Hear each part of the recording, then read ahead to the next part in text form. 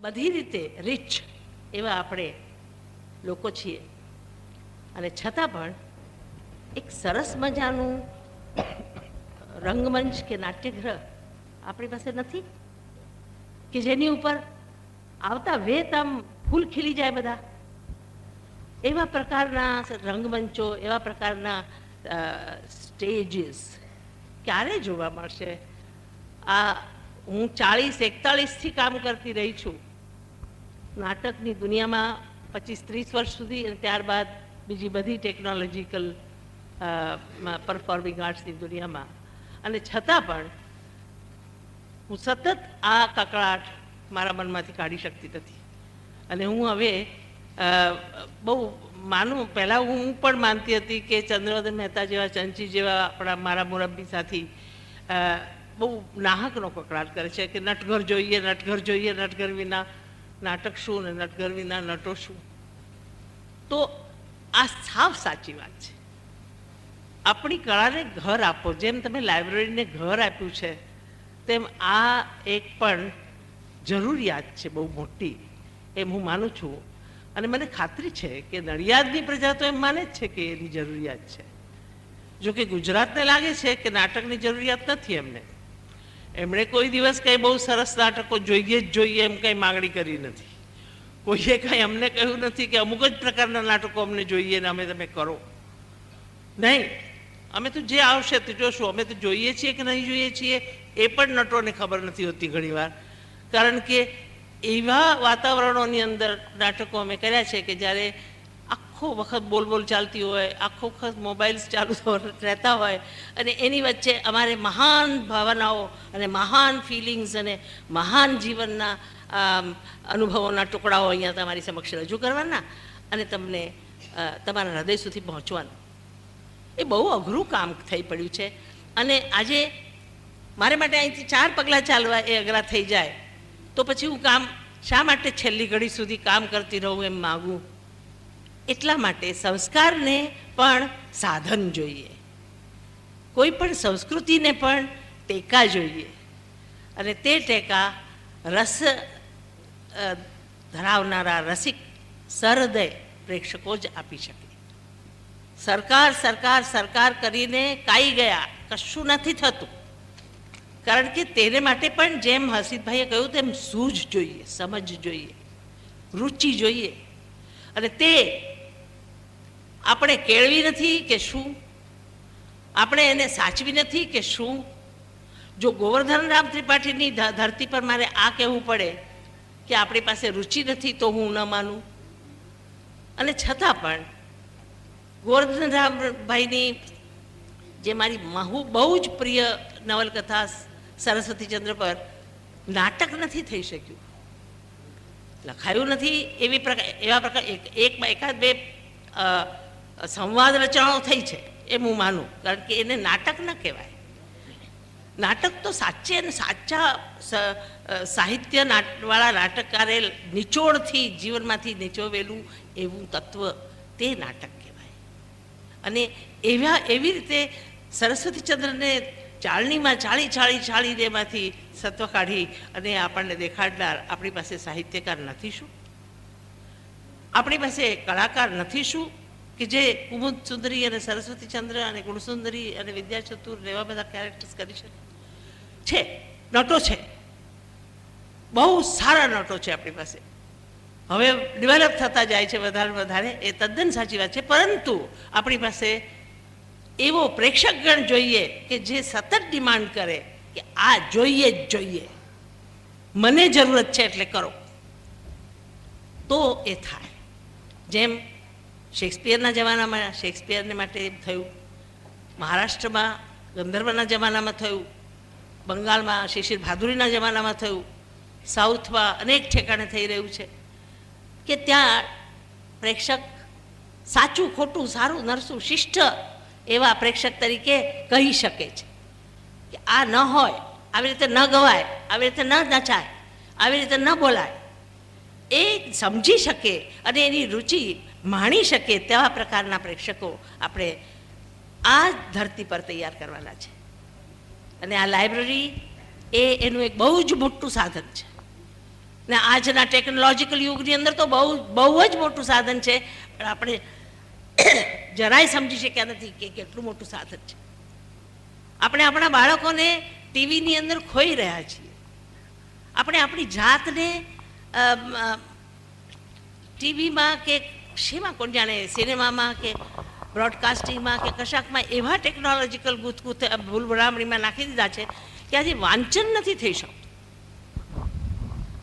આપણામાંથી કેટલા લોકો છાપાઓની પૂર્તિઓ પર પોતાનું જ્ઞાન એકઠું કરતા રહે છે. છાપાઓની પૂર્તિઓ અને મેગેઝિન્સ, ગમે તેવા મેગેઝિન્સ, એકે ધડનું મેગેઝિન નહીં કે જેની વિશે તમને ગૌરવપૂર્ણ કહી શકાય કે આ વસ્તુ આ ગુજરાતની છે, આવી જોઈએ, આવું થવું જોઈએ. ત્યારે આ વસ્તુ તો લાઇબ્રેરીની આજુબાજુ હોવી જોઈએ. લાઇબ્રેરીની આજુબાજુ એક બહુ જ સરસ નટઘર તો હોવું જ જોઈએ મારી માન્યતા પ્રમાણે. સંસ્કાર કેન્દ્ર હોવું જોઈએ કે હોવી જોઈએ લાઇબ્રેરી, કારણ કે એમાંથી સ્રોતની માફક સંસ્કાર વહે છે, એના પ્રવાહો ચારો ઓર ફેલાય છે. એ આપણે નથી કરી શક્યા.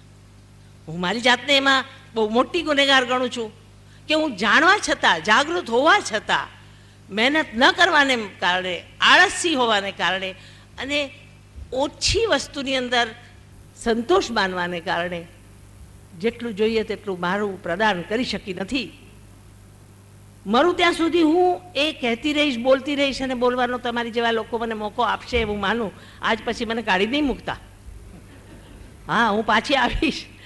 જ્યાં સુધી જીવીશ ત્યાં સુધી તો પાછી આવીને આવો જ કકડાટ કરતી જઈશ કાંઈક બીજી વસ્તુ વિશે. ત્યાં સુધીમાં તો ના, મને ખાતરી છે કે નટઘર આવી ગયો હશે અહીંયા. એટલે આ એક મારો કકડાટ તમારી સુધી મેં પહોંચાડ્યો.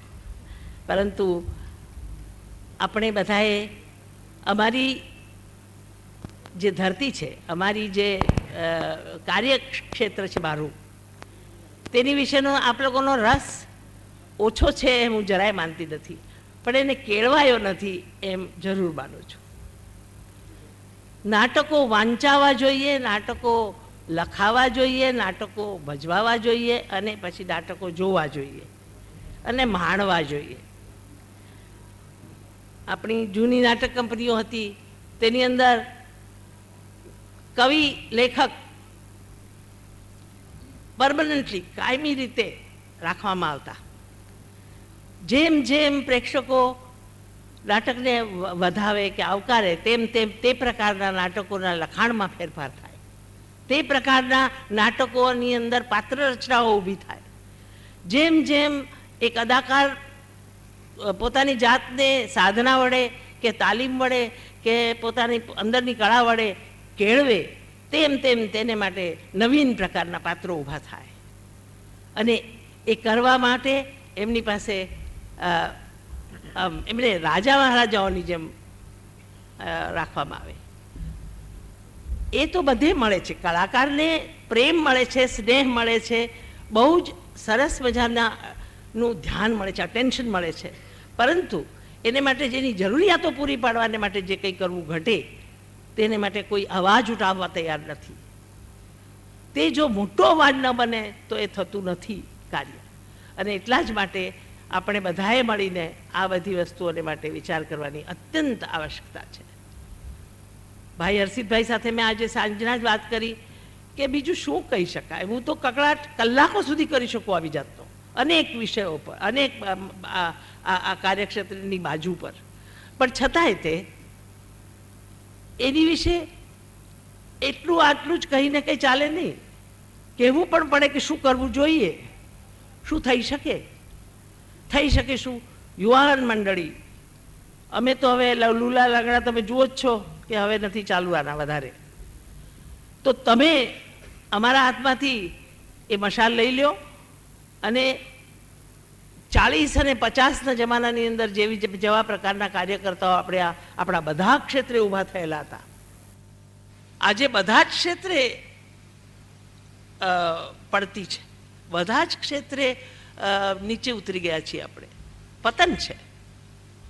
એટલે આપણે કંઈ બહુ નવતર રીતે પડ્યા છીએ એવું નથી, ખરાબ હાલત છે જનરલી, પરંતુ એમાં જ કાર્ય કરવાને માટે જે લોકો આ સંસ્કાર જ્યોતને જાળવે છે, જે લોકો સૂઝબૂઝથી સમજથી આવી જાતની સંસ્કાર રચનાઓ કર્યા કરે છે, તેમનું એટલું જ એ કર્તવ્ય બને, એટલું જ એ કર્તવ્ય બને છે કે એ લોકોના હાથમાં આ સમસ્યા આવીને ઊભી રહે અને એ લોકો એનો નિકાલ લાવે અને એનો ઉપાય શોધે.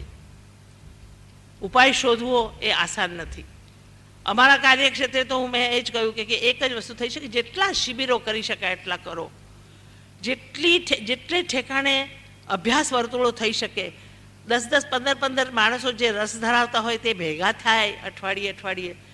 મને યાદ છે ચંદ્રવદનભાઈ મહેતા અને ધનસુખભાઈ મહેતા અને જ્યોતિન્દ્ર દવે ને એ લોકોના ભેળ મંડળ, બુધવાર મંડળ, મેળો, એવા જાતના અનેક પ્રકારના એ દિવસો હતા. અને એમાં અમે નાના વિદ્યાર્થી હતા છતાંય તેમાં જોડાઈ જતા. અમે વસ્તુ એમ લોકો ચા મંગાવે એટલે ઉદોડીએ કે ચા લઈ જાઓ કે આ કરો, એવું કામ કરીએ, પણ એની આજુબાજુ રહેતા.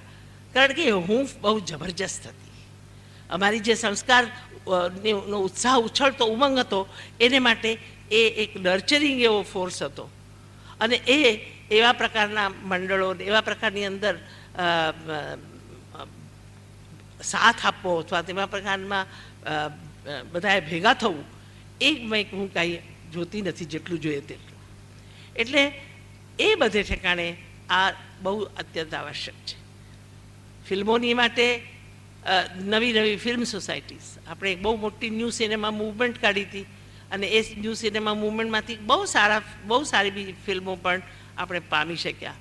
પણ આપણા જ પ્રાંતમાં, કદાચ આ આજુબાજુની જ ધરતીમાં કાંતિભાઈ રાઠોડ જેવા માણસ કે જેમણે કંકુ કર્યું આપણે માટે, કેતન મહેતા કે જેમણે ભવની ભવાઈ કરી આપણે માટે, કે વાહ વાહ કેવી સરસ ફિલ્મ, આખા ઇન્ટરનેશનલ ક્ષેત્રે એને ખૂબ વખાણ થાય છે જ્યારે દેખાડવામાં આવે છતાં ગુજરાત એને પોતાને માથે લઈને નાચતું નથી. ગુજરાત એમ છાતી ઠોકીને કહેતું નથી કે અમારો કેતન, આવ કેતન, તને શું જોઈએ કર. કેતન હવે કહે છે કે ના, તોબા બાપા તોબા, મારે ગુજરાતીમાં સિનેમા નથી કરવું. અમે એને બહુ કહ્યા કરીએ છીએ કે ભાઈ તું કેમ છોડી દીધું આ બધું? ના, ત્યાં કાંઈ કોઈને જોઈતું નથી ભાઈ. એ લોકો જોવા આવવા માગતા નથી, એ લોકોને જરૂરિયાત આની લાગતી નથી, એ લોકોને કંઈ શું છે આ કેમ અકાળ થઈ પડ્યો, આ કેમ દુકાળ થઈ પડ્યો? આપણે શું એવો ગુનો કર્યો કે જેને કારણે આપણે આને સંભાળી ન શક્યા? વ્યાપાર શું આપણને એટલો બધો ખાઈ ગયો, એટલો બધો ગળી ગયો? વ્યાપાર તો બધે હોય, અને વ્યાપારની ઉપર તો આપણે જીવ્યા છીએ આખું જિંદગી, અને છતાં પણ આપણે આજે આ માગણી આપણી એમને એવી જ રહી છે હજી સુધી.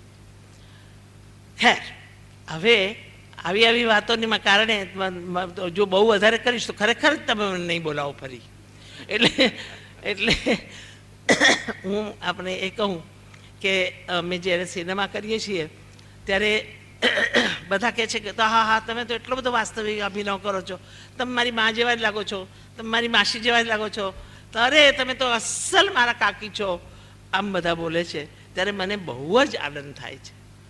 અને શાને કારણે આનંદ થાય છે? કારણ કે એનો અર્થ એમ કે મેં મારા નાનપણથી, જ્યારે હું જુનાગઢમાં ભણતી ત્યારથી તે માંડીને આખી મારી આ 75 વર્ષની જિંદગીમાં મેં આ ભંડાર ભેગો કર્યો હતો. આમનો ચહેરો જોયો, એમનું હસવું જોયું, એમને જોયા, એમણે આમ ગરદન કરી કે આમ કરીને વાત કરી, એ બધું મારા મનની અંદર ધરબાઈ ગયું હતું. એ આખું હરેક પાત્રની અંદર નીકળે છે આજે, અને એક નવું જ પાત્ર એવું ઊભું થાય છે કે જે તમારામાંથી જ લીધેલું પાત્ર હું તમને પાછું આપું છું.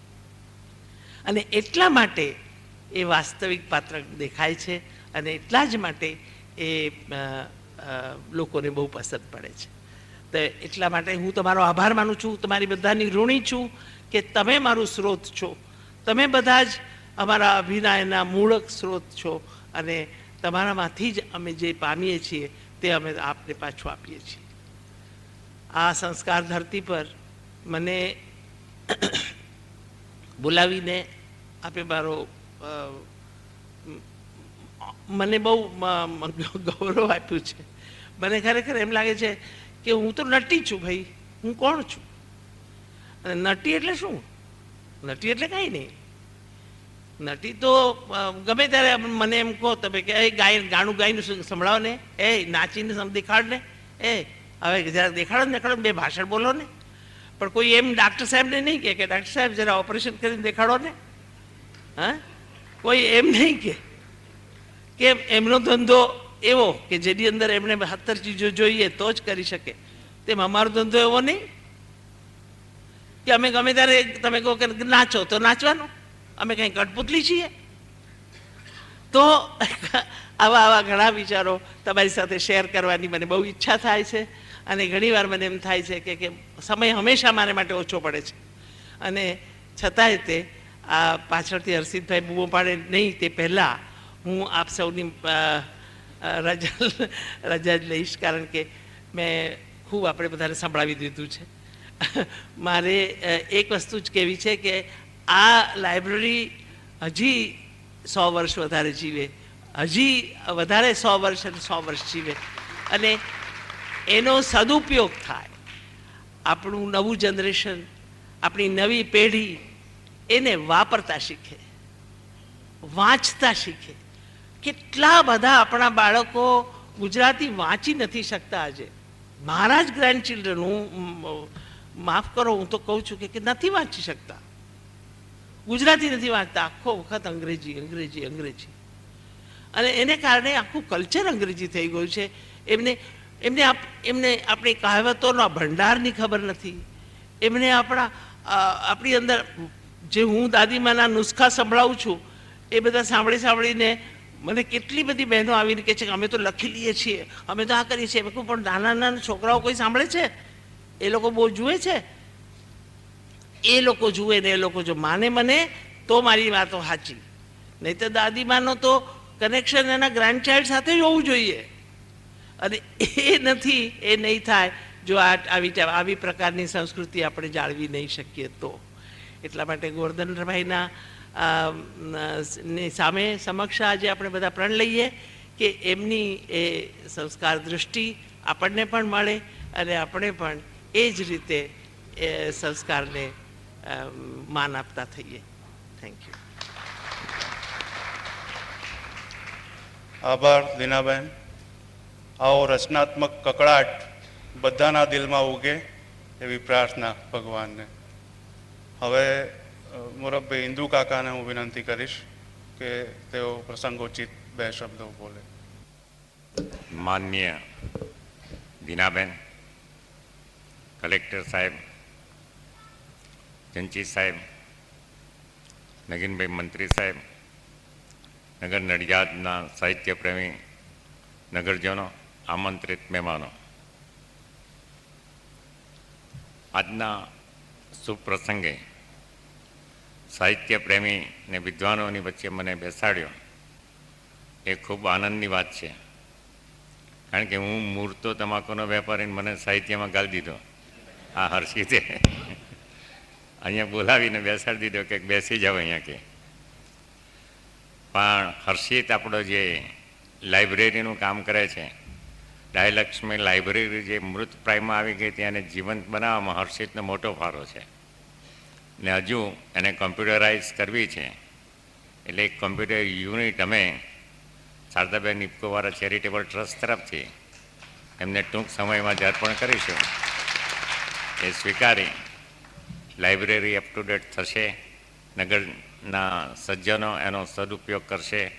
નગર નડિયાદ ધાર્મિક છે, સદવિચાર એ છે, એ બધું જ્યાં સુધી સંતરામ મંદિર છે એને આભારી નગર નડિયાદના સજ્જનો, ધાર્મિક અને વિચારશીલ અને સાહિત્ય વિદ્વાનો છે.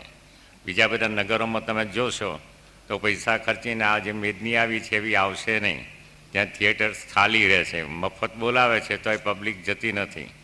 આ નગર નડિયાદને ધન્યવાદ શોભે છે. જય મહારાજ. આભાર. હવે હું શ્રી ચંદ્રવદનભાઈને વિનંતી કરીશ કે તેઓ પોતાનું ઉદ્બોધન.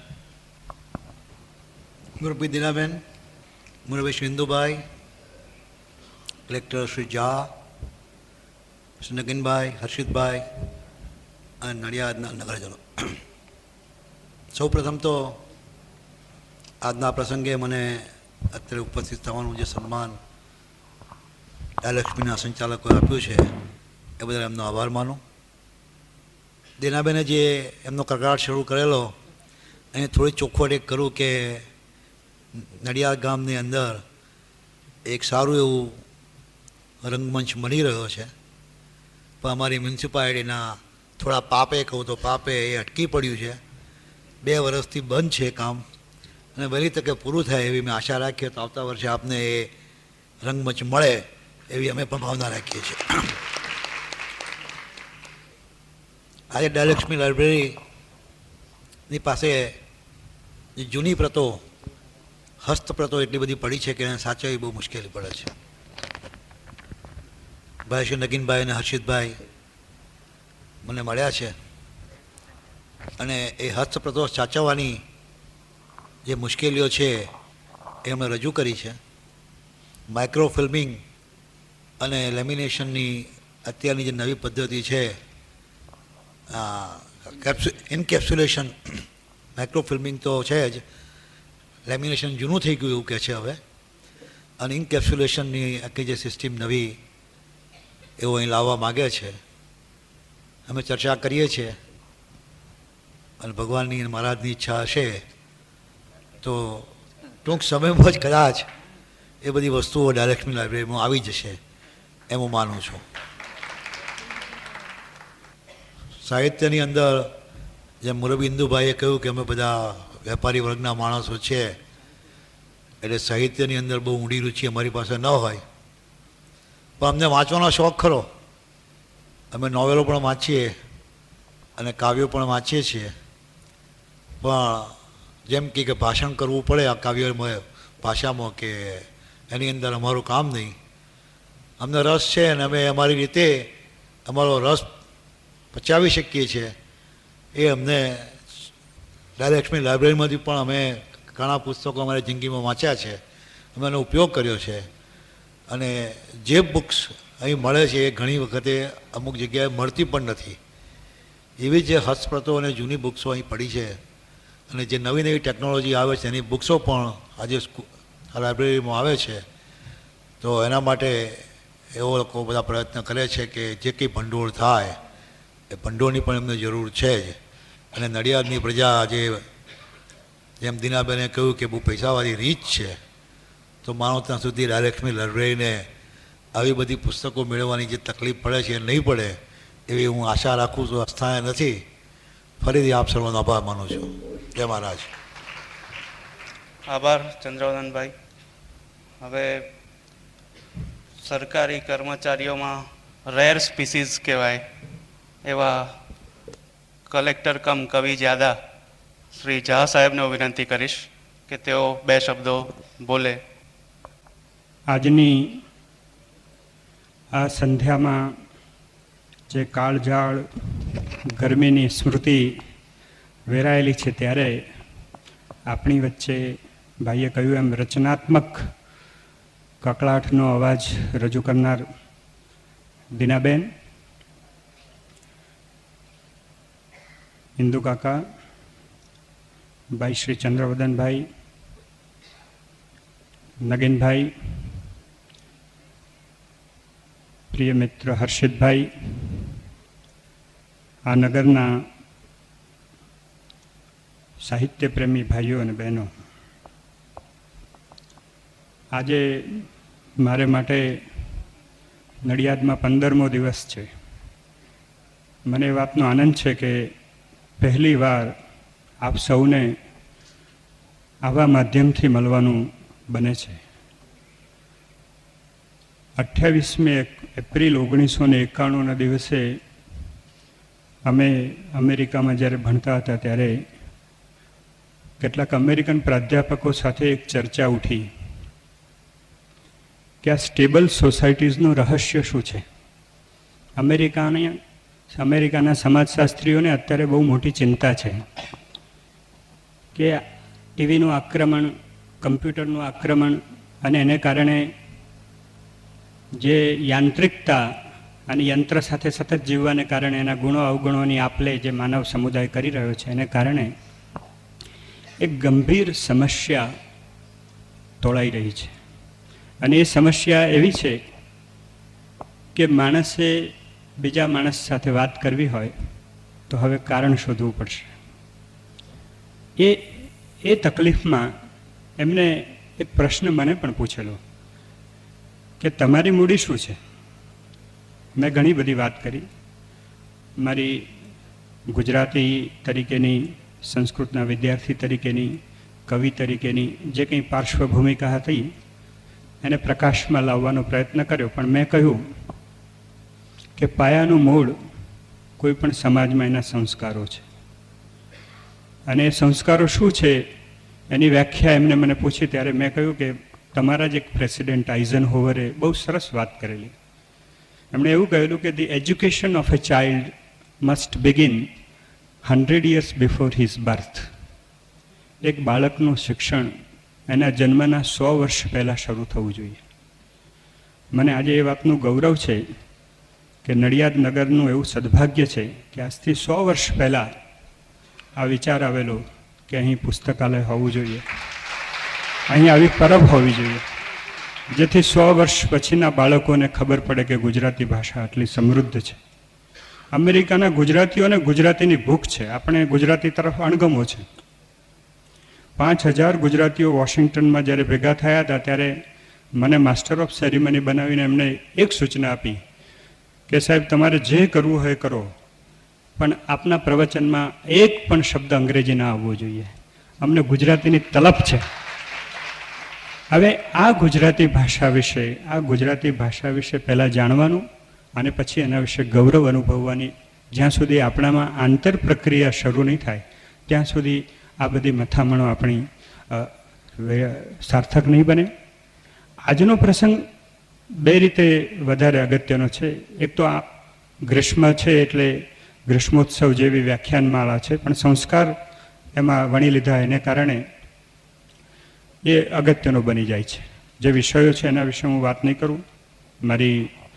મારો અભ્યાસ પણ નથી અને આજે મારો એ વિષય પણ નથી. મારે ખાલી પ્રાસંગિક એટલી જ વાત કરવી છે કે જેમ બહાર સૂર્યનો તાપ છે એમ બેને કહ્યું એમ આપણા ઉપર આ ટીવીનું આક્રમણ છે અને બીજા બધા પશ્ચિમની સંસ્કૃતિઓના આક્રમણો છે. ત્યારે આપણી સંસ્કૃતિ, આપણા મૂલ્યો કેવી રીતે શાશ્વત રાખવા એ આપણી મોટી સમસ્યા છે. ત્યારે શું કરવું એ માટે સમાજે ખરેખર ચિંતા કરવી જોઈએ.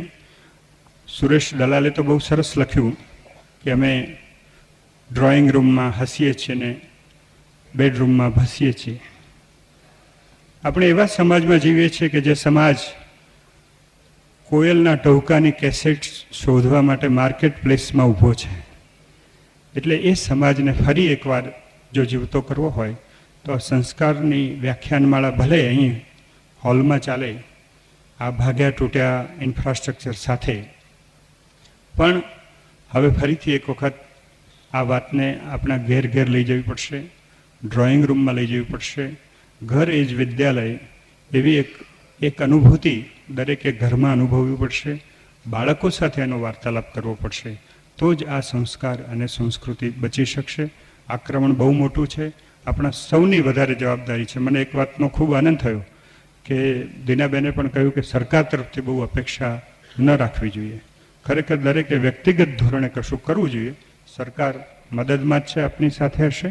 જ્યાં કંઈ કશું કરવું પડે ત્યાં સરકાર કરશે. પણ સરકાર કરે કે ન કરે, આપણે વ્યક્તિગત ધોરણે આ ઘર દીવડા બનીને સંસ્કૃતિ અને સંસ્કારોનું જતન કરીએ એ જ અભ્યર્થના. ફરી એકવાર આજે મને અહીં બોલાવવામાં આવ્યો. મને કહ્યું કે બહુ સંસ્કારી લોકોને આજે મળવાનો તમને મોકો મળશે. એટલે મેં હર્ષિતભાઈને એમની કવિતા પ્રીતિ હોવાને કારણે મારી એક પંક્તિ સંભળાવી દીધી કે ભાઈ મેળાનું, કે આજે તો સાહેબ મેળા જેવું છે.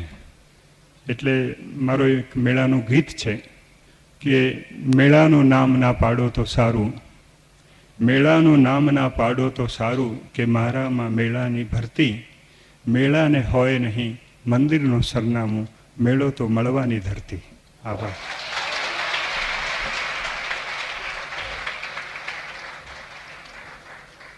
માત્ર થેન્ક યુથી ચાલે એમ નથી, દુબારા કહેવું પડે એમ છે. એનીવે, મંચ પરનું ફંક્શન હવે પૂરું થાય છે. તો આપ સૌ મહાનુભાવોને વિનંતી કે પ્રથમ હરોળમાં આપનું સ્થાન ગ્રહણ કરો. અને હવે શરૂ થાય છે હિન્દી ફિલ્મ સંગીતનો ઇતિહાસ. कुछ जिंदगी के साथ जैसे कि अजनबी हो किसी अजनबी के साथ, गम भी तेरा शरीक रहा है खुशी के साथ. अगर मेरी बंदगी में मेरे यार का ख्याल न हो, अब तू ही बता कि है क्या लुत्फ़ जिंदगी जब तक ख्याल यार न हो बंदगी के साथ.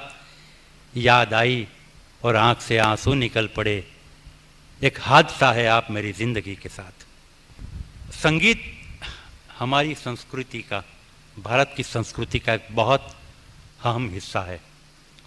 फिल्में शुरू हुई, फिल्मों में आवाज़ आई 1931. उसके पहले मैं कहता हूँ अज़ल से यानी अनादिकाल से इस देश में संगीत है. हर मौके के लिए, मौत के लिए भी संगीत है, बच्चे की पैदाइश के लिए भी है, शादी का, होली का, दिवाली का, मौसम का, फसल का, हर मौके के लिए संगीत है. संगीत हमारे नस नस में बहता है. इसी वजह से फिल्मों में संगीत की अहमियत पहले से बहुत रही है. ये मुझे नहीं मालूम कि कितने लोग को मालूम है कि 1932 में एक फिल्म बनी थी इंद्र सभा. उनमें 69 गाने थे, 69 सॉन्ग्स. उसी साल एक बनी थी गुलू जरीना, उसमें 42 सॉन्ग थे. ऐसी बहुत सी फिल्में थे 30, 35, 40, 50 गाने वाली. इसीलिए कि गानों के साथ हमारा बहुत गहरा रिश्ता है. 1937 में वाडिया मूवीटोन ने एक फिल्म बनाई थी नौजवान. उन्होंने हिम्मत की, पहली फिल्म बनाने की जिसमें एक भी गाना नहीं था, और बड़ी बेरहमी से लोगों ने इस फिल्म को नाकामयाब कर दिया. उसके बाद 1954 तक किसी ने हिम्मत नहीं की बगैर गानों की फिल्म बनाने की. तो 67 साल की हमारी फिल्म तवारीख में अंधेरे उजाले के कई दौर आए, मगर ये फिल्म संगीत का सफ़र जारी रहा. आज कुछ हम बातें करेंगे फिल्म संगीत की. यह जितना फिल्म संगीत दिलचस्प है उतना ही दिलचस्प फिल्म संगीत का इतिहास है. और प्रोफेसर हसित ने जब मुझे बताया बम्बई में कि आप नडियाद आए और यहाँ हमारे प्रेक्षक गण जो आते हैं वो बहुत दिलचस्पी लेते हैं, ख़ास तौर पे सांस्कृतिक प्रोग्रामों में. मुझे ये नहीं मालूम कि आज जो अभी आपने सुना, आज का संगीत का रूप वो कितना सांस्कृतिक है, मगर फिल्म संगीत हमारे ज़िंदगी का एक बहुत बड़ा हिस्सा है और सबसे ज़्यादा प्रचलित संगीत फिल्म संगीत है. मगर आज का रूप आपकी नज़र के सामने है, मगर एक रूप और भी था जब फिल्म संगीत की शुरुआत हुई थी. आपको अजीब सा लगेगा वो गाने सुन के. अफसोस की बात यह होती है कि जब फिल्म संगीत की शुरुआत हुई तब हमारे पास कोई सुविधाएं नहीं थी. Technically we are very much backward. और आज टेक्निक इतने आगे बढ़ गई तो कलाकार नहीं रहे. वीरानी सी वीरानी है, मगर फिर भी ये एक हकीकत है जिसको हम नज़रअंदाज नहीं कर सकते. तो मैं आपकी खिदमत में वो रूप पेश करना चाहता हूँ कि जब फिल्म संगीत की शुरुआत थी, और आप भी सोचने पे मजबूर हो जाएंगे ये गाने ऐसे क्यों लगते हैं. तो आप कुछ चंद लाइनें सुनिए उसके बाद हम बातें करेंगे कि ये रूप ऐसा क्यों था। मगर एक बात मैं ज़रूर मानता हूँ, जैसा भी था वो फिल्म संगीत की शुरुआत थी, और मैं दावे से कहता हूँ, मुझे यकीन है इस बात का कि अगर वो संगीत न होता तो आज का ये संगीत भी न होता।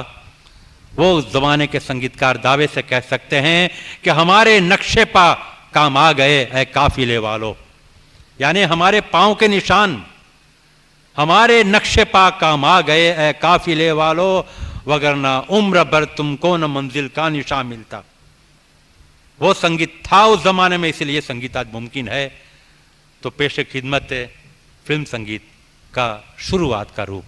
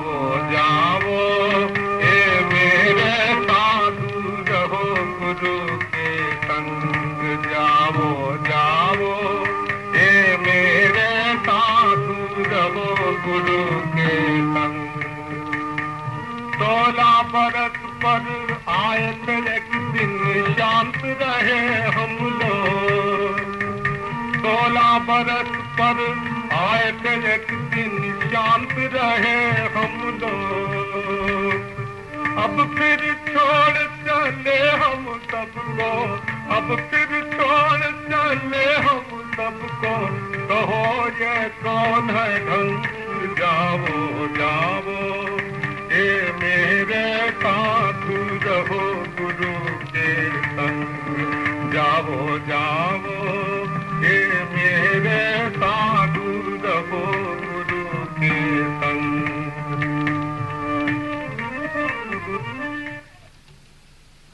मैं इस ऑडियंस में बहुत जवान लोग भी देख रहा हूँ, MTV VTV वाले,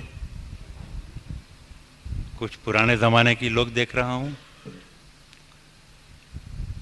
आजकल के गाने लोग देखते हैं, सुनते नहीं। वो ज़माने में गाने देखते सुनते थे। यही फ़र्क है आज और बीती हुई कल में। हमारे यहाँ 3 तरह के संगीत प्रेमी होते हैं। ये संगीत प्रेमी तो नहीं कहता हूँ मैं, सुनने वाले होते हैं।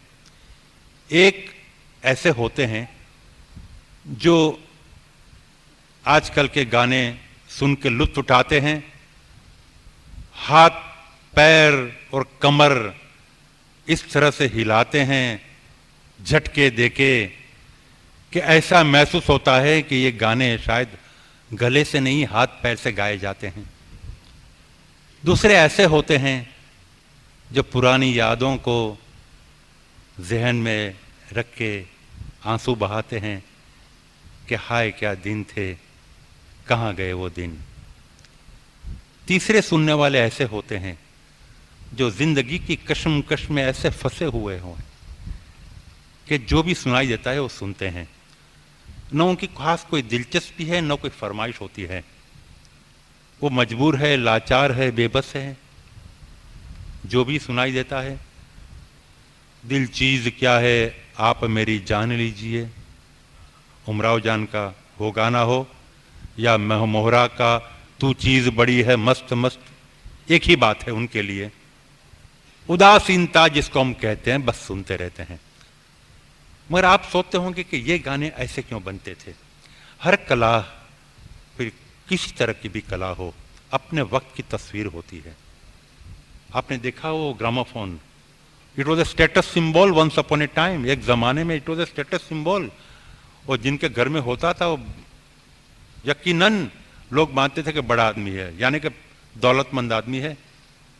सारा परिवार इसके इर्द गिर्द बैठते थे, चाबी लगाते थे, पिन बदलते थे, फिर रिकॉर्ड पलटते थे और 3 मिनट 20 सेकंड के बाद दोबारा चाबी लगाते थे, पिन बदलते थे, फिर रिकॉर्ड पलटाते थे और सारा परिवार बैठ के लुत्फ उठाता था। और गानों की रफ्तार भी इतनी होती थी मानो गिट्स ट्रेन की रफ्तार। इतने उनकी 2 लाइनों में तो आज पूरा गाना हो जाएगा आज का। आज रफ्तार तेज हो गई है। कभी कभी मैं सोचने पे मजबूर हो जाता हूं कि पैदा न हो जमीन से नया आसमां कोई, यानी हर जमीन, फिर वो सितारों की जमी हो, चांद की जमी हो, और किसी ग्रह के लिए एक आसमान है, तो पैदा न हो जमीन से नया आसमां कोई, दिल कांपता है आपकी रफ्तार देखकर। आज जब हम सिंथेटिक म्यूजिक का सामना करते हैं, everything is quick, everything is fast, everything must happen in instant, दिल को चैन नहीं है, दिल को सुकून नहीं है। वो अपने आप से भागना चाहता है इंसान। पता नहीं क्या डर है दिल में कि अपने आप से भागना चाहता है, इसलिए इस तरह के गाने सुनता है ताकि वो मुसीबतों को कुछ दूर रख सके ज़हन से। मुसीबतें दूर तो नहीं होती, but these are all desperate efforts to live. मगर आप सोचिए, जैसा मैंने कहा कि हर संगीत अपने जमाने की, अपने वक्त की तस्वीर होती है। वो 1931 में जब फिल्मों में आवाज आई तब गानों की भी जरूरत महसूस हुई, मगर उनको यह पता नहीं था कि फिल्म संगीत क्या चीज होती है, फिल्म संगीतकार क्या होता है। और जैसा मैंने कहा कि उसके पहले मनोरंजन के साधन क्या थे, रामलीला, नौटंकी, नाटक और ये सब, और नाटक में भी भरपूर गाने होते थे।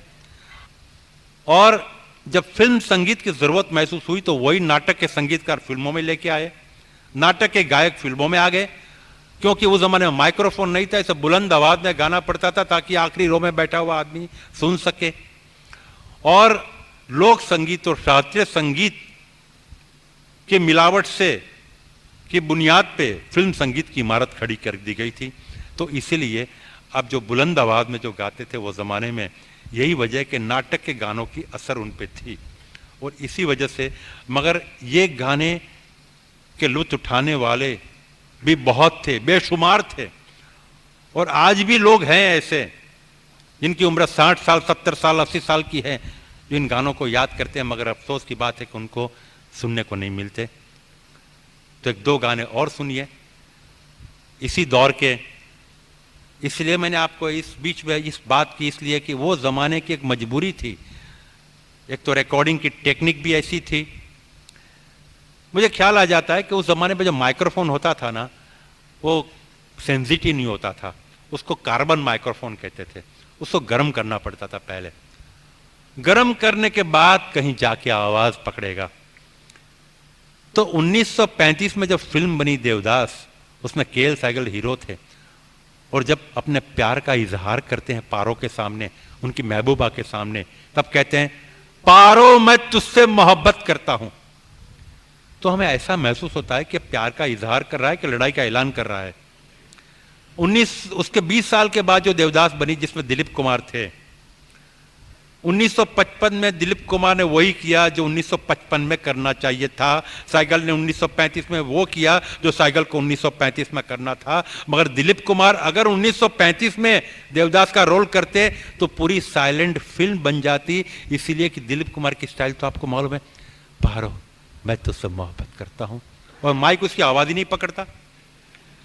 तो यही उन जमाने के कलाकारों की मजबूरी थी। जब तक वो नहीं जानोगे, वो गानों को कभी आप अप्रिशिएट नहीं कर पाओगे, कि उनकी एक मजबूरी थी बुलंद आवाज में बोलने की, बुलंद आवाज में गाने की, क्योंकि रिकॉर्डिंग टेक्निक बड़ी प्रिमिटिव थी, माइक्रोफोन बड़ा प्रिमिटिव था। इतना घड़े जैसा तो माइक्रोफोन होता था, वो जैसा मैंने आपको अर्ज किया, वो गर्म करना पड़ता था, और कार्बन ग्रैन्यूल तब एक्टिवाइज होते थे, तब जाके आवाज पकड़ते थे। तो इसीलिए वो नाटक के गानों की असर कुछ हद तक 1935 तक बाकायदा फिल्म म्यूजिक पे रही। इसीलिए जो आप गाने सुनते हैं वो नाटक की असर के अंदर ये गाने बनाए गए थे।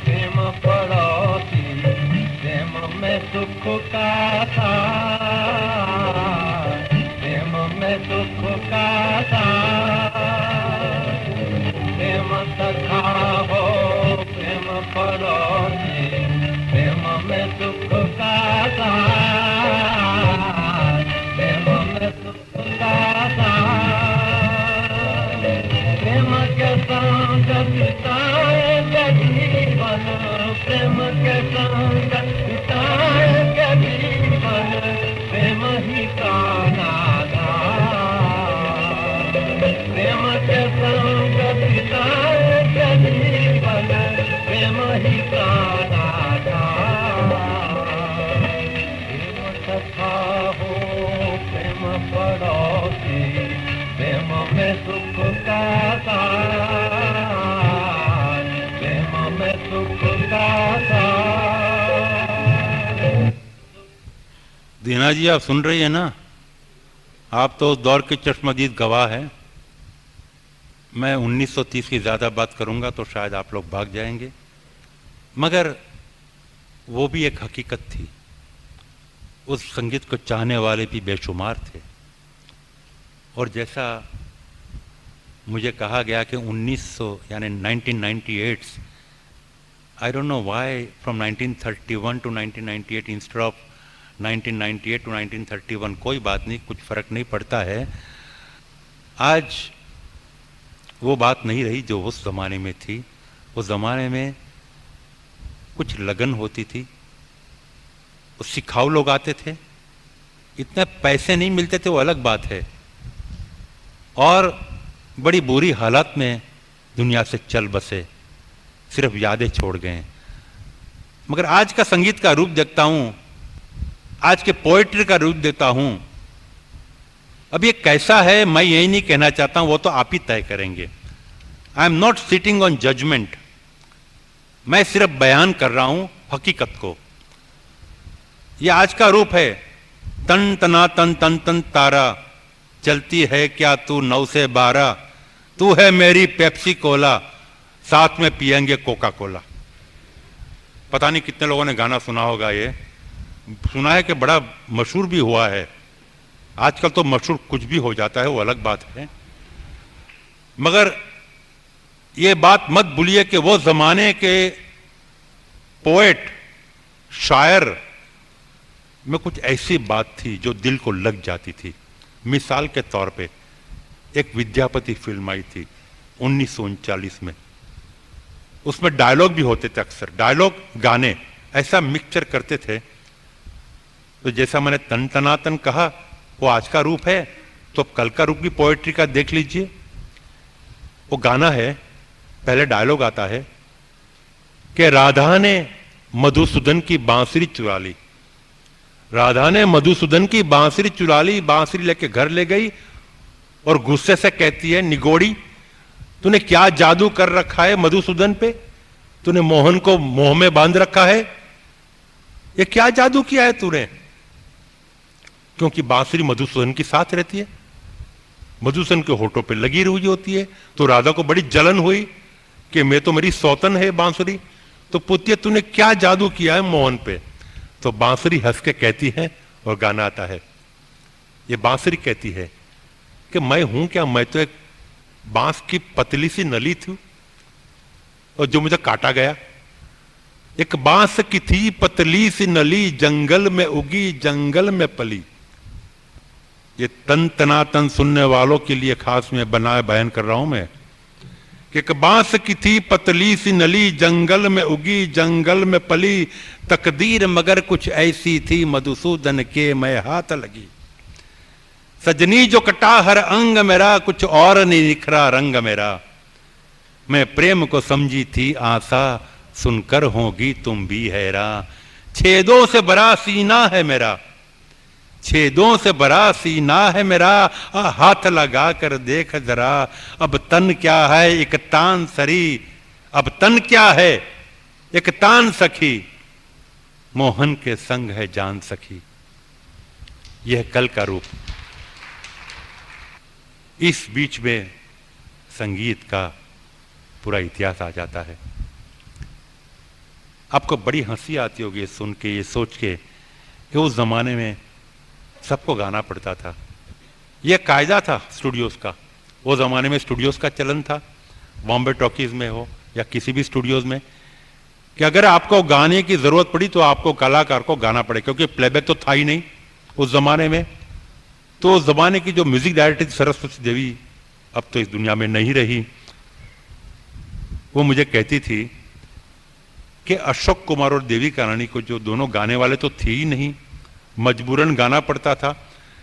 वो जो गाना, वो so simple nursery rhyme like song, मैं बन की चिड़िया बन के बन बन बोलू रे, जैसे नर्सरी राइम होती है, बा बा ब्लैक शिप, जैसा सिंपल गाना था। मगर 15 दिन तक उनको रियाज कराना पड़ा। उनकी हिम्मत ही नहीं होती थी गाने की, क्योंकि वो गाने वाले तो थे नहीं, मगर मजबूरन गाना पड़ता था।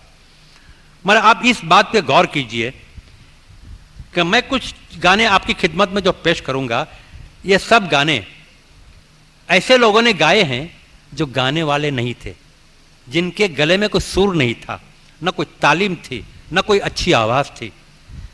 फिर भी ये गाने मशहूर क्यों हुए, मकबूल क्यों हुए? बेतहाशा मकबूलियत हासिल की इन गानों ने, सिर्फ इसलिए ये गानों में गहराई थी, गानों में मेलोडी थी। तो चंद मिसालें कुछ आपकी खिदमत में पेश करूंगा कि ऐसे लोगों ने गाए हैं, और वो भी एक वो ज़माने का कल्चर था कि ये गाने वाले कोई प्रोफेशनल सिंगर्स नहीं थे। तो पेशे खिदमत है ऐसे कुछ मिसालें।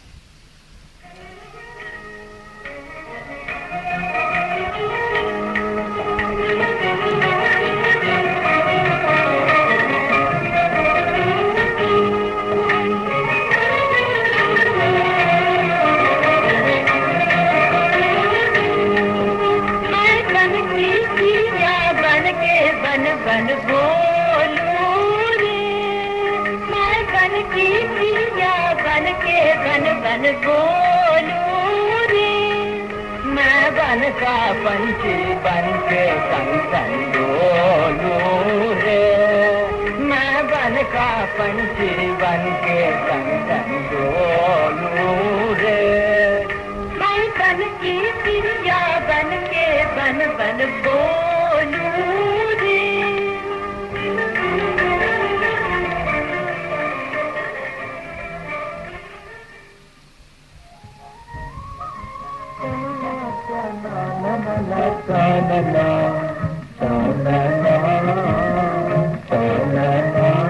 मैं जाने किधर आज मेरी नाव चली रे, मैं जाने किधर आज मेरी नाव चली रे, चली रे मेरी नाव चली रे, चली रे मेरी नाव चली रे।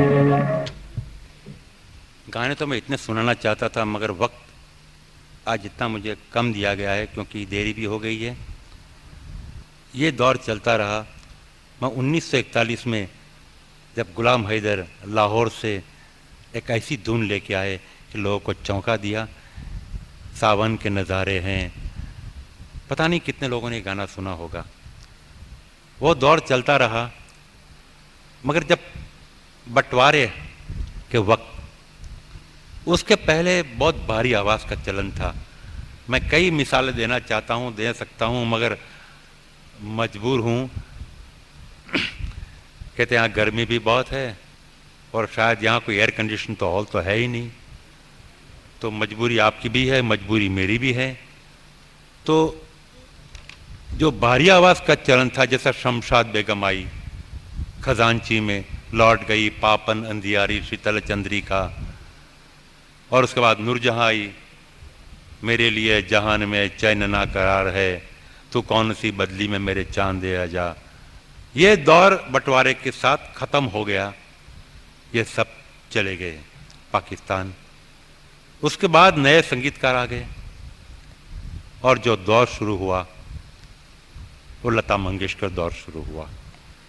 उसके पहले शायद बंटवारा नहीं होता, शायद नूरजहां, जीनत बेगम, नसीम अख्तर ऐसे गाने वाले, अमीर बाई कर्नाटकी होते तो शायद लता तो आने वाली थी ही, मगर कुछ और इंतज़ार करना पड़ता। तो जब लता आई, ये लोग चले गए, एक नया दौर शुरू हुआ, संगीत का माहौल ही बदल गया, नए संगीतकार भी आ गए, मदन मोहन, शंकर जयकिशन। तो यह आपको जानना बहुत ज़रूरी है कि लता दौर कैसे शुरू हुआ। माफ़ करना, I have skipped so many things in between, Unfortunately, because of the paucity of time, this talk requires at least 5 hours in a cool atmosphere, not when the people are sitting in front of a furnace. आपको बहुत अजीब सा लगेगा ये गाना सुन के कि जब लता का दौर शुरू हुआ, ये गाने बनाया है खेमचंद प्रकाश ने। शायद कई नाम मैं कहूंगा आपके लिए तो सिर्फ नाम ही है, आपने कभी नाम भी नहीं सुने होंगे। और नौशाद के गुरु थे और बहुत महान संगीतकार थे। इसीलिए जब कोई मुझे पूछता है कि आज और कल में क्या फर्क है, और कई लोग मुझे ये भी कहते हैं आजकल के वो जो MTV VTV के शौकीन होते हैं, अरे आप आज के लोगों की इतनी नुक्ताचीनी यानी कि इतनी क्रिटिज्म क्यों करते हैं, इनके बारे में कुछ इतना मत कहिए, ये भी एक संगीतकार है। तो मेरे मुंह से निकल जाता है कि काश संगीतकार होते। वो कंपोजर थे, अब कंपोजर कोई नहीं रहा।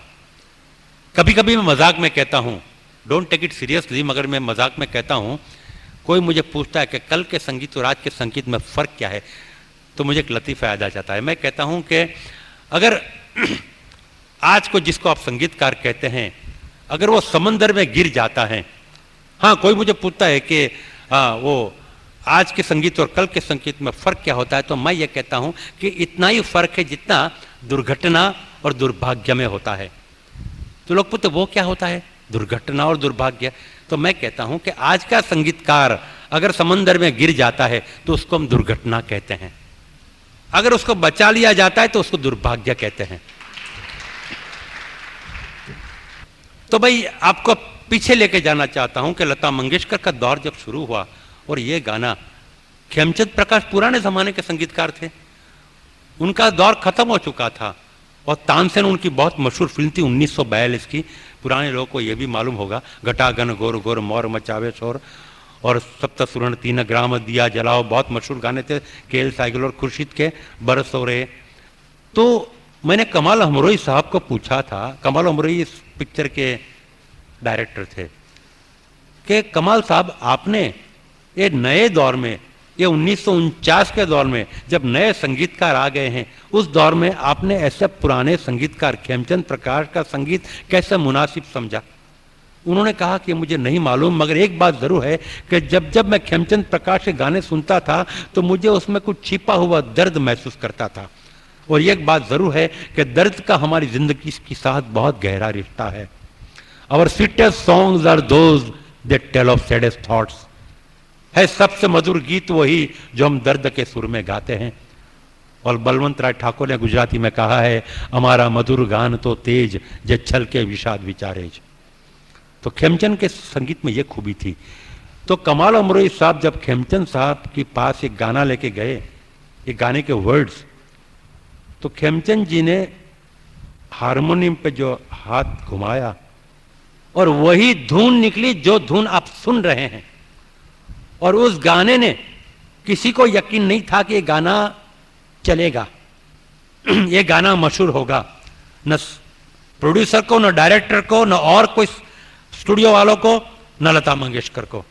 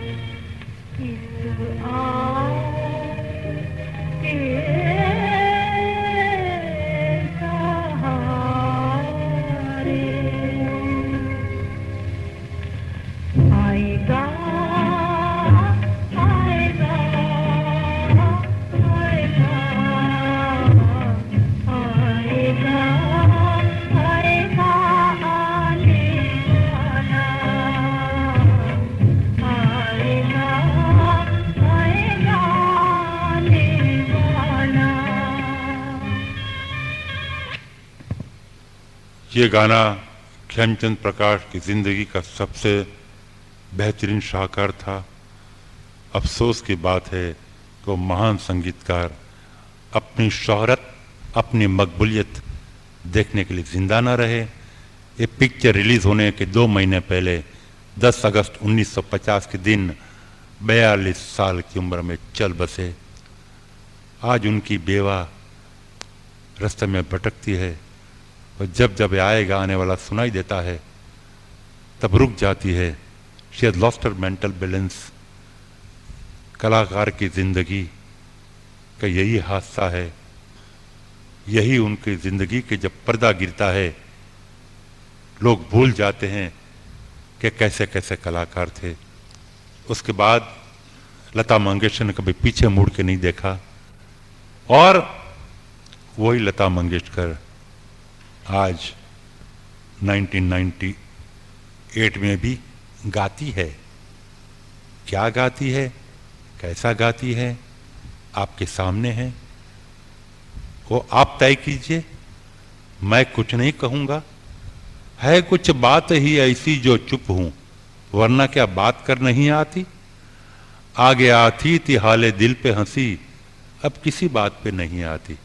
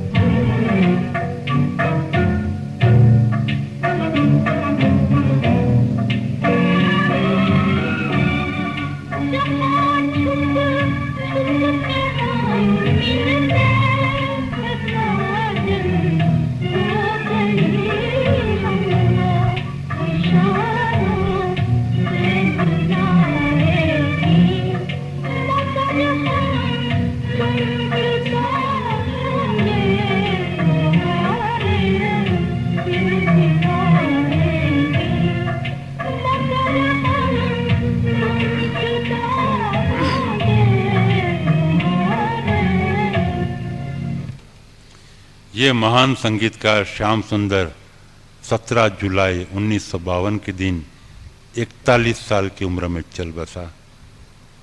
पता नहीं भगवान को ऐसे लोग से इतना प्यार क्यों हो जाता है कि जवानी में उठा लेता है। और कभी पीछे मुड़ के देखता हूँ तो ये भी ख्याल आता है कि चलो जो भी हुआ अच्छा ही हुआ, आज का संगीत का माहौल देखने के लिए जिंदा न रहे।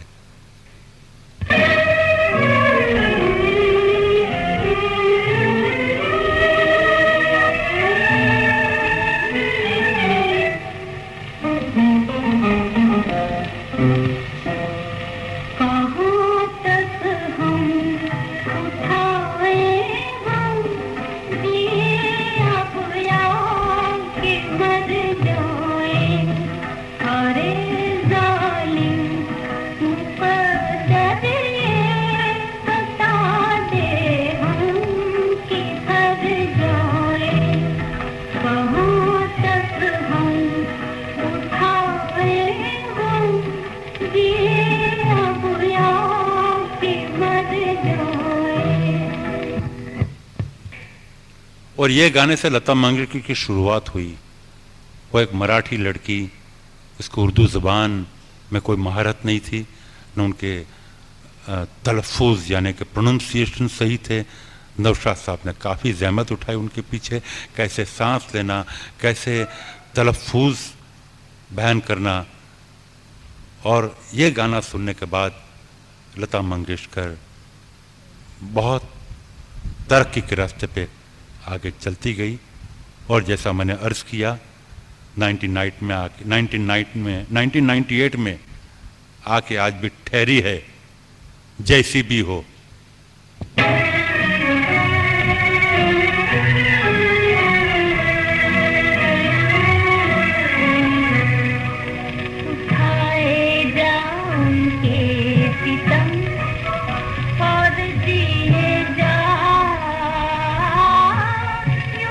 मुस्कुरा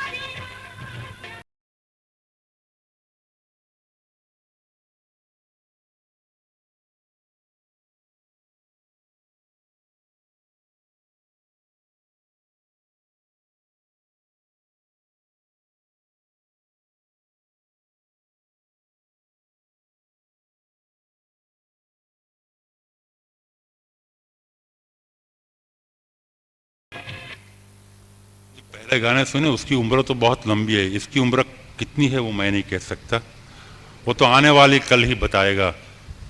तो मैंने कहा आज वक्त की कमी है, बातें तो बहुत करनी है कि क्लासिकल म्यूज़िक का भी दौर कैसे शुरू हुआ, कि वो ज़माने में क्लासिकल म्यूज़िक बंदिश उठा के रखते थे, जिसको हम लक्षण गीत कहते हैं, किताबों में पाए जाने वाली बंदिश।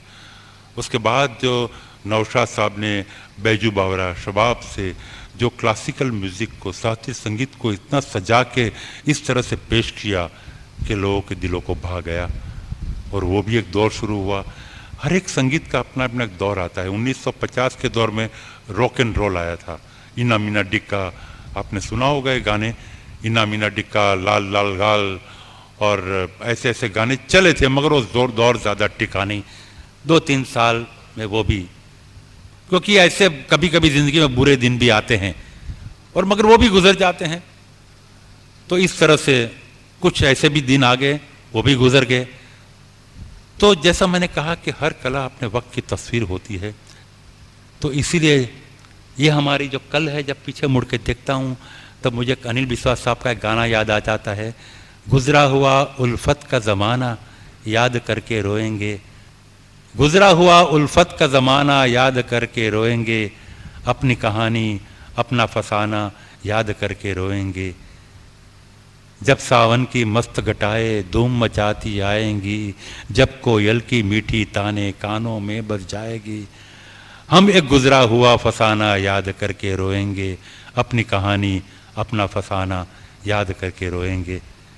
आजकल के जब कुछ गाने सुनता हूँ, again 90, I have to keep on shuttling between 1998 and the past, कि बेलपूरी खा रहा था, चक्कर चला रहा था, पता नहीं गाने तो याद भी नहीं रहते मुझे, तो मेरी शायद याददाश्त कमज़ोर है यार, इतना मुझे संगीत का इल्म ज्ञान नहीं है कि मैं आज के गाने याद रख सकूं मैं।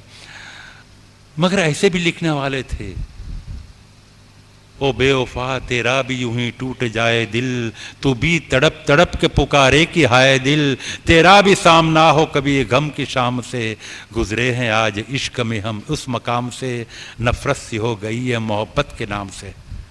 ऐसे भी लिखने वाले थे। खैर वक्त वक्त की बात है, आज के दौर में हम जी रहे हैं, वो हकीकत है। कब तक हम पुरानी यादों को लेके रोते रहेंगे? वो ज़माना गुजर गया, वो संगीतकार वापस लौट के नहीं आएंगे, क्योंकि वो वक्त वापस नहीं आएगा, वो दौर वापस नहीं आएगा, वो सिर्फ यादें छोड़ गया है। मैं जब सुनता हूँ कि वॉइस ऑफ साइगल बम्बई में है, C.H. आत्मा थे एक जो वॉइस ऑफ साइगल कहलाते थे, इसीलिए कभी कामयाब नहीं हो पाए। आज उसका भाई चंद्रू आत्मा वॉइस ऑफ साइकिल कहलाता है और गाता है। कई वॉइस ऑफ मोहम्मद रफ़ी भी बहुत है, वॉइस ऑफ मुकेश भी बहुत है, वॉइस ऑफ किशोर कुमार भी बहुत है, मगर वो नहीं आए जिनकी हमें तलाश थी। न जाने उम्र भर किसकी हमें तलाश रही। I am concluding my talk. जैसा मैंने कहा, मुझे कहा गया है कि आज गर्मी बहुत है और ज़्यादा वक्त कभी और एक मौका ढूंढेंगे। तो जैसा मैंने कहा, जब ये वो अपनी पहचान वो कोई नहीं बना पाया, वो मुकेश, वो साइगल, वो रफ़ी, वो किशोर कभी नहीं आएंगे, क्योंकि उन्होंने अपनी पहचान बनाई थी। ये वॉइस ऑफ बन के जो आते हैं, तब दिल में चीख उठती है और ख्याल आता है कि न जाने किसकी हमें उम्र भर तलाश रही, न जाने किसकी हमें उम्र भर तलाश रही, जिसको करीब से देखा वो दूसरा निकला। हमारे पास से गुजरी थी एक परछाई, जो नजर मिलाई तो सदियों का फासला निकला। और यही फासला है 1931 और 1998। Thank you. આભાર જનાબ નલિન શાહ સાહેબ. નલિન શાહ સાહેબનો હવે ફોર્મલ પરિચય આપવાનો તો રહેતો નથી, તમે બધા મેળવી જ ચૂક્યા છો વાતોમાંથી. છતાં પણ ફિલ્મ સંગીત જેવા વિષયમાં એમનું જે ઊંડાણ છે, એમના જ્ઞાનનો જે વ્યાપ છે, એ તમે બધા જોઈ શક્યા હશો. નૌશાદ, મન્ના ડે, રાજકુમારી, સજ્જાદ, ઓપી નૈયર, ગુલામ મોહમ્મદ, આ ને આવા અનેક સંગીતકારો સાથે નલિનભાઈને બહુ ગરોબો હતો. એટલે એમનું ઊંડાણ પણ, એમની માહિતી પણ તમે એમની વાતોમાંથી પારખી શક્યા હશો. આજે બપોરે જ નલિનભાઈ કહેતા હતા કે એ પોતે એસએસસીમાં 6 ટ્રાયલે પાસ થયેલા છે. તો એમણે જો સેન્ટર નડિયાદ હોત તો પહેલા ટ્રાયલે થઈ ગયા હોત. એક મિનિટ ઉર્વિટ, એક મિનિટ. એમ કહેવામાં આવ્યું એસએસસીમાં 5 વાર ફેલ થયું હતું. એને ખબર નથી કે ઇન્ટરમાં 2 વાર ને બીએમાં પણ 2 વાર. એટલે નડિયાદ સેન્ટર તમારું હોત તો તમે પહેલા ટ્રાયલે પાસ થઈ ગયા હોત, કદાચ અડધા ટ્રાયલે, પહેલા ટ્રાયલે પણ નહીં. પણ એનીવે નલિનભાઈને એમનો કોઈ જ અફસોસ નથી. એ ડિગ્રીથી બહુ આગળ નીકળી ગયા છે અને આશા રાખીએ કે ભવિષ્યમાં આપણને એમનો સમયના બંધન વિનાનો અને જરા વધુ સારા હવામાનમાં લાભ લેવા મળે. અને હવે હું હસીદભાઈને વિનંતી કરીશ કે એ આગળનો કાર્યક્રમ સંભાળી લે. હસીદભાઈ મહેતા. ખૂબ ખૂબ આભાર નલિનભાઈ. આ તબક્કે આ વ્યાખ્યાનમાળા જેના થકી ચાલી શકી છે એ પટેલ શારદાબેન ઇન્દુભાઈ કોલા ચેરિટેબલ ટ્રસ્ટનો સંસ્થા વતી આપ સૌ વતી હાર્દિક આભાર માનું છું. વખતો વખત એ ટ્રસ્ટ આવી શુભ પ્રવૃત્તિઓમાં સહયોગ આપી એવી પ્રાર્થના કરું છું. સાથે જ એના પ્રહરી મુરબ્બી ઇન્દુકાકા અહીંયા ઉપસ્થિત થયા છે, એમનો પણ આભાર માનું છું. આ ટ્રસ્ટે આના માટેનો સહયોગ તો આપ્યો, પણ એ સહયોગને પૂર્ણ કરવા માટે મુરબ્બી દીનાબેન અને મુરબ્બી નગીનભાઈ, દીનાબેનને તો આપ બધાએ જોયું જ હશે કે એ અહીંયા આવી શકે એવી સ્થિતિમાં ઘણા ઓછા હતા, છતાં ખૂબ સરળતાથી એક ફોન ઉપર જ મને હા કહ્યા પછી કોઈ પણ જાતની આનાકાની કર્યા વગર તેઓ આવ્યા છે. એમને અનેક પગના અને હાથના પ્રશ્નો છે, છતાં હૃદય મન એ બહુ જ મક્કમ છે, એટલે એ આપણી વચ્ચે ઉપસ્થિત થઈ શક્યા છે. તો એમનો પણ આ તબક્કે હું આનંદ સહ આભાર માનું છું. સાથે જ કવિ કમ કલેક્ટર એવા મુરબ્બી ભાગ્યેશ ઝા સાહેબ પણ અંગત રસ લઈને અહીંયા ઉપસ્થિત થયા છે અને આ મેળાના જ એક માનવી બન્યા છે. એ માટે એમને પણ સાપ કાંચી ઉતારે એમ કલેક્ટર પદ ઉતારીને જે સરળતાથી અહીંયા આવ્યા છે એ માટે એમનો પણ ખૂબ આભાર માનું છું. નટપુર બેંક જેવી માતવર બેંકને વર્ષોથી સંભાળનાર મુરબ્બી ચંદ્રવદનભાઈ પણ અહીંયા આપણને ઉપસ્થિત થયા છે, તેમનો પણ ખૂબ ખૂબ આભાર માનું છું. કમ્પ્યુટર યુનિટ આ ટ્રસ્ટે, ઇફકોવાલા ટ્રસ્ટે આપ્યું છે, તો એના માટે પણ હાર્દિક આભાર છે જ. આ બધું ત્યારે જ શક્ય બને છે કે આપ સૌ ગમે તેવી સ્થિતિમાં અહીંયા ઉપસ્થિત રહ્યા છો, તો આપ સૌ આ કાર્યક્રમના આત્મા છો, પ્રાણ છો, જે ધીરજ ધરીને અહીંયા બેઠા છો, તે માટે આપ સૌ શ્રોતાજનોનો પણ હું હાર્દિક આભાર માનું છું અને અહીંયા કાર્યક્રમ પૂર્ણ થયેલ જાહેર કરું છું. આભાર, ધન્યવાદ.